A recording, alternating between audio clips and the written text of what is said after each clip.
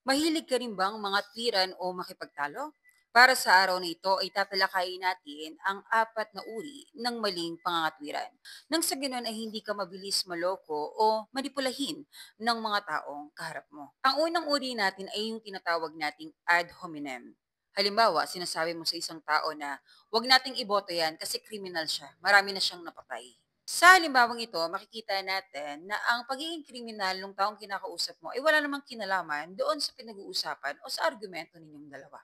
Ito ay isang uri ng pangatwiran na umaatake sa tao mismo. Madalas itong ginagamit upang masira ang kredibilidad ng isang tao, upang panghinaan siya at matalo sa argumento. Pangalawa ay yung tinatawag nating ad backlum, na kung saan tinatakot ka.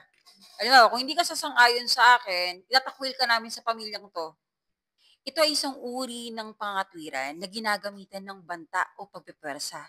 Madalas itong ginagamit upang takutin ng mga tao at pilitin sila na sumang-ayon sa isang bagay. Sa argument na ito, hindi siya nakabatay sa lohikal o sa ebidensya. Ang paggamit natin ng persa ay hindi wasto upang maipanalo natin ang isang argumento.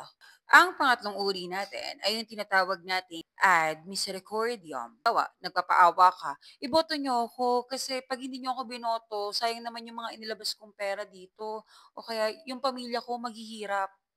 Ito ay isang uri ng pangangatwiran na kung saan dinadaan nila sa emosyon lahat. Madalas itong ginagamit upang makuha ang simpatsya ng mga tao sa kanya at upang manalo sila sa argumento. Ang pag-apela sa awa ay hindi wastong paraan upang mapanalo mo ang isang argumento. Ang pang-apat na uri natin ay yung tinatawag nating non-sequitur. Ito ay isang uri ng pangatwiran na nagbibigay ng konklusyon na hindi sumusunod sa mga batayan. Halimbawa doon ay, meron akong pera dito kaya kailangan mo akong iboto. Na kung saan nagbibigay ka ng reward sa isang tao para sumang-ayon siya sa'yo.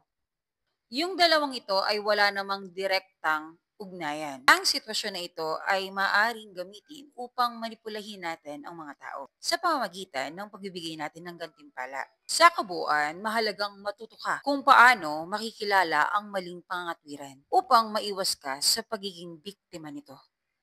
Ako si Teacher Tessa na nagsasabing, nakakaganda ang may alam.